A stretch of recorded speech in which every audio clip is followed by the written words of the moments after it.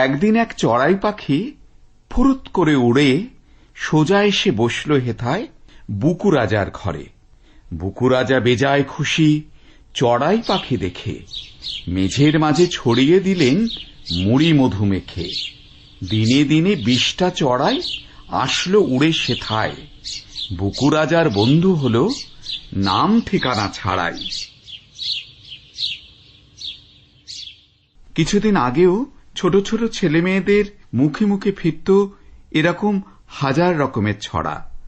অবনীন্দ্রনাথ ঠাকুর তাঁর আমতালি গদ্যে হৃদয় বলে এক হৃদয়হীন যে দুষ্টু বালকের চিত্র অঙ্কন করেছেন। আজকের দিনে সে সুযোগ বা কোথায় যে পশু পাখালির সঙ্গেই নিজের শৈশব কাটাবে।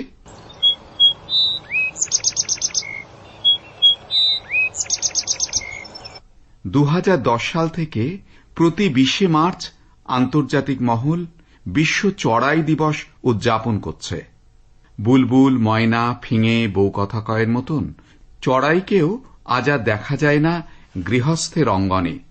গৃহলক্ষ্মী বলে যে চড়াই যত্নে স্থান পেত ঘরের ঘুলঘুলি বা চিলেকোঠার ফোঁকরে, নগর উন্নয়নের দাপটে আজ তারা উধাও।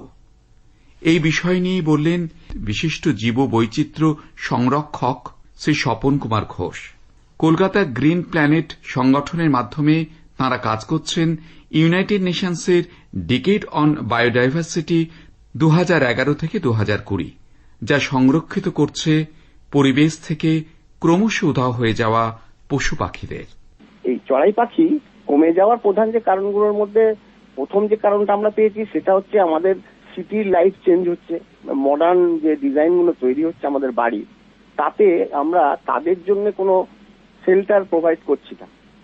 2006 সাল নাগাদ আমরা একটা জায়গায় গেছিলাম, সেইখানে গিয়ে জীববৈচিত্র্য বিশেষভাবে আমাদের নজরে পড়ে, বিভিন্ন রকম পাখি, পশু ইত্যাদি।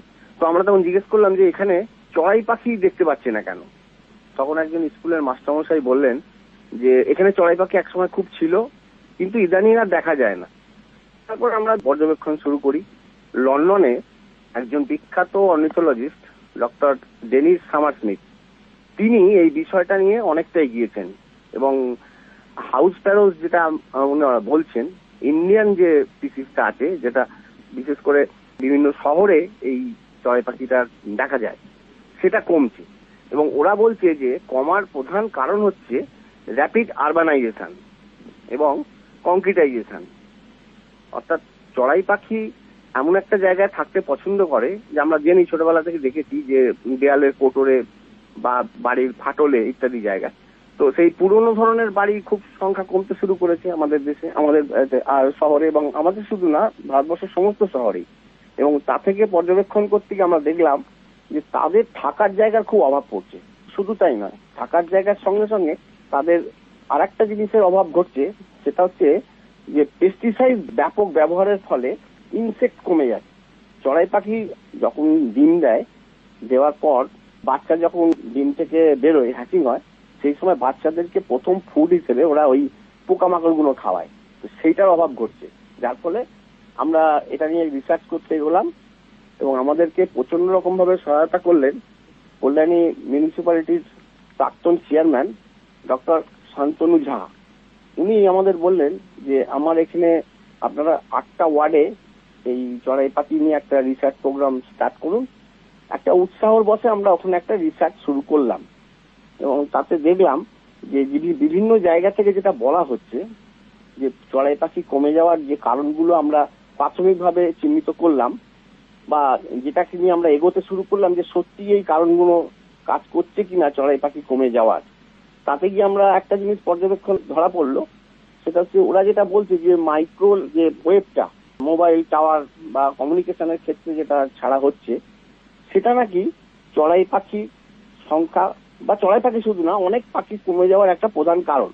মাইক্রোওয়েভ টাওয়ার যেগুলো আছে, সেইখানে আমরা এই চড়াই পাখি একটা আর্টিফিশিয়াল নেস্ট বক্স লাগালাম।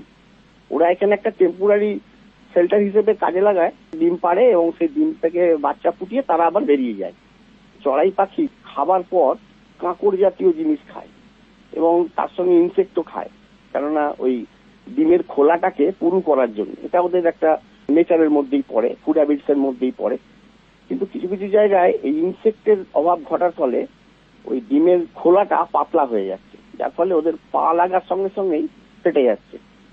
এই চড়াই পাখি বরাবরই কিন্তু মানুষের সঙ্গে থাকতে ভালোবাসে।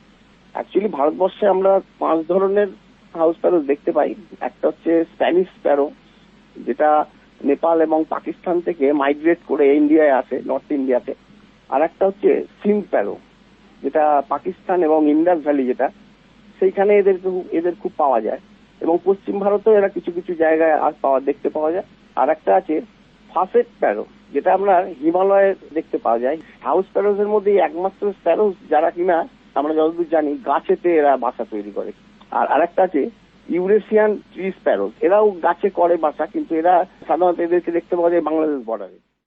বাবুই পাখিরে ডাকি বলিছে চড়াই, কুড়ে ঘরে থেকে করো শিল্পের বড়াই। আমি থাকি মহাসুখে অট্টালিকা পরে, তুমি কত কষ্ট পাও রোদ বৃষ্টি ঝড়ে। আমরা চাই বাবুই চড়ুই এই পাখিদের দৈরথ টিকে থাক শালিক ময়না চন্দনার কিচির মিচির। কারণ আমাদের ভালো থাকা মানেই এদেরও প্রকৃতির মাঝে বেঁচে থাকা।